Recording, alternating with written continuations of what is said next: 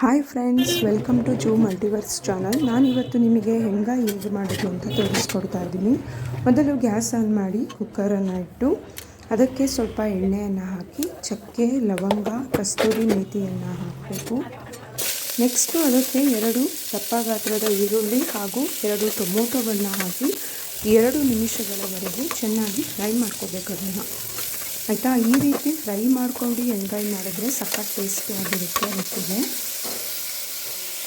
Next ಇದಕ್ಕೆ ಏನು ಮಾಡಬೇಕು ಅಂತಂದರೆ, ಒಂದು ಬೆಳ್ಳುಳ್ಳಿ, ಸ್ವಲ್ಪ ಶುಂಠಿಯನ್ನು ಹಾಕಬೇಕು, ಜೊತೆಗೆ ಕಡಲೆಯನ್ನು ಕೂಡ ಹಾಕಬೇಕು. ಹಾಗೆ ಖಾರದ ಪುಡಿ, ಧನಿಯಾ ಪುಡಿ,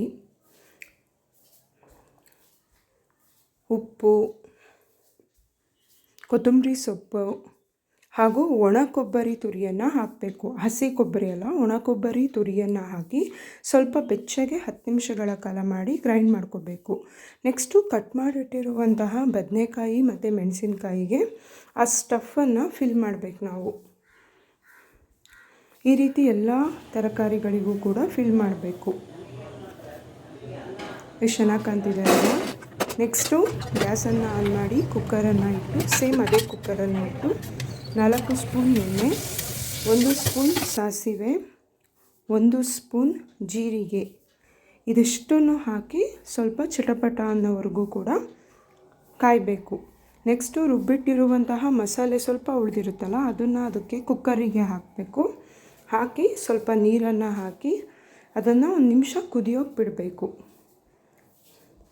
ಆಯಿತಾ? ಈ ರೀತಿ ಕುದೀತಾ ಇರಬೇಕು. ಅದು ಕುದಿಬೇಕಾದ್ರೆ ನೀವು ಸ್ಟಫ್ ತುಂಬಿಟ್ಟಿರುವಂತಹ ತರಕಾರಿಗಳನ್ನೆಲ್ಲ ಒಂದೊಂದೇ ಹಾಕಿ ಅದರಲ್ಲಿರೋ ಖಾರ, ಪ್ಲೇಟಲ್ಲಿರುವಂತಹ ಖಾರನೆಲ್ಲ ಅದರೊಳಗೆ ಹಾಕಬೇಕು. ಹಾಗೆ ಸ್ವಲ್ಪ ನೀರನ್ನು ಹಾಕಬೇಕು. ಜಾಸ್ತಿ ನೀರು ಹಾಕಬಾರ್ದು, ಸ್ವಲ್ಪ ನೀರನ್ನು ಹಾಕಬೇಕು. ಹಾಕಿ ಅದಕ್ಕೆ ಬೇಯೋಕೆ ಎಷ್ಟು ಬೇಕೋ ಅಷ್ಟು ನೀರು ಹಾಕಬೇಕು. ನೆಕ್ಸ್ಟ್ ಕುಕ್ಕರನ್ನು ಮುಚ್ಚಿ 1 ವಿಷಲ್ ಆಗೋವರೆಗೂ ಕೂಡ ವೆಯ್ಟ್ ಮಾಡಬೇಕು. 1 ವಿಷಲ್ ಆದರೆ ಸಾಕು. ಎಣ್ಗಾಯಿ ತುಂಬ ರುಚಿಯಾಗಿ ಆಗಿರುತ್ತೆ, ಬೇಗನೂ ಬೆಂದಿರುತ್ತೆ. Thank you for watching this video.